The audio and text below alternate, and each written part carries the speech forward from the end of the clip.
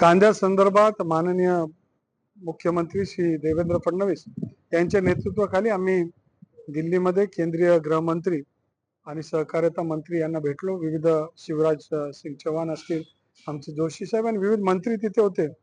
कांदा हा आपल्या राज्यामध्ये त्याचं मोठ्या प्रमाणात पीक आपल्याकडे येतं. पूर्वीच्या काळात फक्त महाराष्ट्रात यायचं, आता अनेक राज्य कांदा पिकवायला लागले. बांगलादेश आणि श्रीलंकाला कांदा जायचा, तिथेही आपल्याकडे ते पिकवायला लागले. आणि म्हणून बियाणं कुठं जाऊ नये त्याच्यावर, बियाणं जात असताना त्याच्यावर इम्पोर्ट बॅन म्हणजे एक्सपोर्ट बॅन लागावा बियाणाच्या संदर्भात, असं केलं.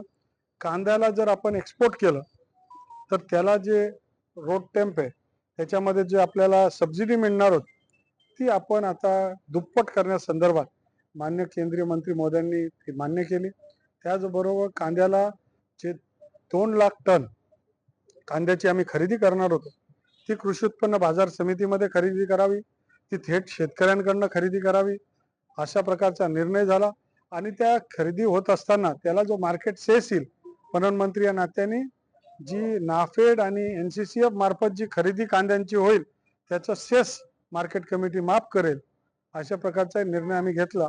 आणि कांदा खरेदी होत असताना त्याच्यामध्ये काळाबाजारी संदर्भात नाशिकचे कलेक्टर, नाशिकचे SP यांना आम्ही तिथे कडक लक्ष ठेवायला लावलंय.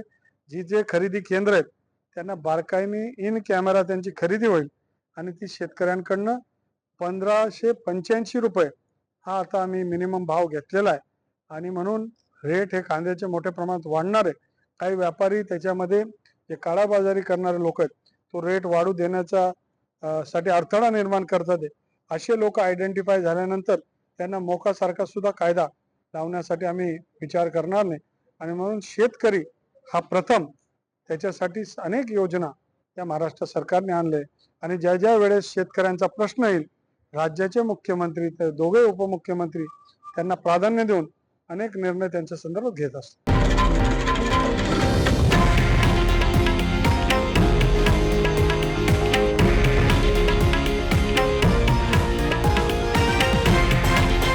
हे आहे देशातील नंबर 1 न्यूज नेटवर्क आणि आपण पाहत आहात TV9 मराठी, एकमेव.